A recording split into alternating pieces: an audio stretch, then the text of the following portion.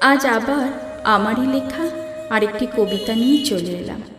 কবিতার নাম ভালোবাসার ঠিকানা। আজ একটি মেয়ের গল্প বলবো তোমায়, এক অভিমানী মেয়ের গল্প। এক বুক নিঃসঙ্গতার আবেশ নিয়ে সেই মেয়েটি রোজ কথার মালায় নতুন নতুন গল্প লিখত।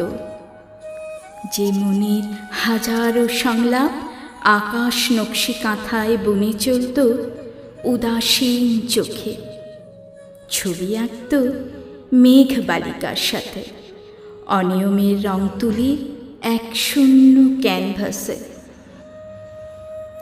চোখের জলে হারিয়ে যাওয়া ছবির মতো মেঘেরাও তাকে চুপ কথায় স্বপ্ন ভাঙার হাজারো গল্প শোনাত। তার ইচ্ছেগুলো কখন যেন নিঃশব্দে ঝরে পড়ত তারা খসার মতো।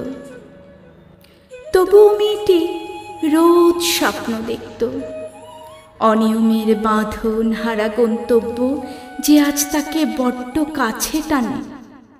একঘেয়েমি দুপুরগুলো কবিতার বইয়ে চোখ রেখেই কেটে যায় তার। চিরাচরিত ইচ্ছেগুলো আলগা দেহে ইছামতি নদীর মতো বৃষ্টি হয়ে ঝরে পড়ত, তাকে ভাসিয়ে দিত গোপন পথের অলি গলিতে। সেই বৃষ্টি ভেজা পথে মেয়েটি রোজ দেখত তার প্রেমিক পুরুষকে। শরীর থেকে চুঁয়ে পড়া মাদকতা ভরা উষ্ণতার আলো আধারে অগোচর খেলা করে। তার মাতাল করা স্পর্শে তৃপ্ত হতো প্রেমিক পুরুষ। কাজলের গাঢ় টানে বাঁধা থাকত তারই কাছে। কখনো যদি মন খারাপ হতো, তার প্রিয় মানুষটা ঠিক কিভাবে যেন সব বুঝে যেত। ফোন করে বলতো, তোমার মন খারাপ, কিছু নিয়ে টেনশন করছো? তার লাল হয়ে থাকা চোখ দেখে বলতো, তোমার ঘুম হয়নি বুঝি রাতে?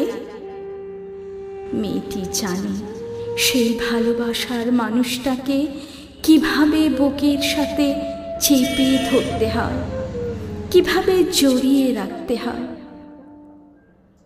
কিন্তু আজ সেই পড়ন্ত বিকেলগুলোর নীরব হাতছানি বড্ড ছন্ন ছাড়া মনে হয়। নিয়ম মাফিক পথ চলাও যেন বড় বেশি মলিন মনে হয়। তবু আজ সে তার ভালোবাসার জন্য কিছু লিখতে চায়, অনেক কিছু লিখতে চায়।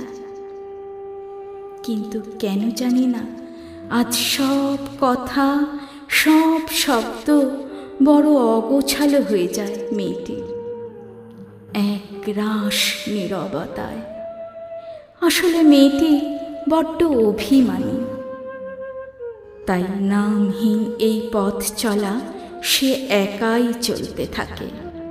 নিঃসঙ্গতার গল্প শোনাতে শোনাতে এক অনাগামী ভবিষ্যতের পথে সে একা চলতেই থাকে, একা, শুধুই একা।